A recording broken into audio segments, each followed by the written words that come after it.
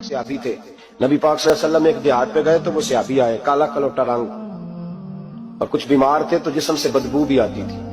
मेरा रूप भी नहीं ते मेरा रंग भी नहीं, मैनू यार मनान दा ढंग भी नहीं। बकरियां चराया करते थे तो किसी ने कहा कि वो महबूब आए हुए हैं जो ऐलान नबूवत करते हैं। तो कहते मैं अपनी बकरियां लेके उस तरफ आ गया जहां महबूब थे। जब मैं पहुंचा तो अल्लाह के रसूल एक छोटी सी पहाड़ी थी उस पर बैठे थे। मैं दूर खड़ा हो गया। मैंने कहा आप हैं वो जो कहते हैं मैं अल्लाह का रसूल हूं?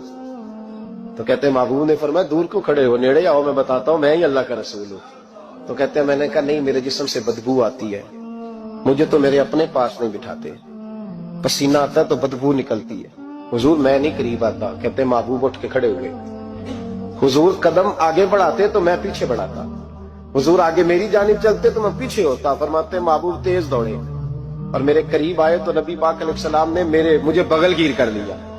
जब महबूब पाक अलैहिस्सलाम ने मुझे सीने से लगाया और काला स्याह मेरा माथा और उस पर पसीना और बदबू, कहते महबूब ने जब मेरे माथे पर बोसा दिया तो मेरा चेहरा बड़ा काला था पर मेरा दिल सारा नूर से मामूर हो गया और मेरे अंदर से आवाज आने लगी ये झूठे नहीं, ये अल्लाह के सच्चे रसूल है।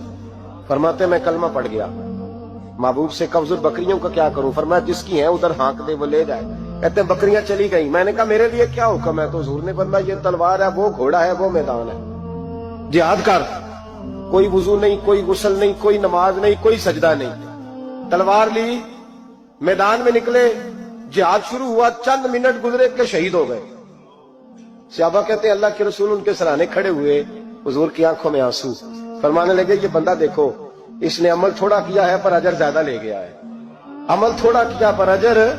फरमाया अभी कलमा पड़ा, अभी शहीद हुआ है और हूरें सारी जन्नत के दरवाजे खोल के खड़ी हैं। जैसे रूह जाएगी अल्लाह फौरन ही जन्नत अता फरमा देगा, इसकी कब्र बुकाए नूर बन जाएगी।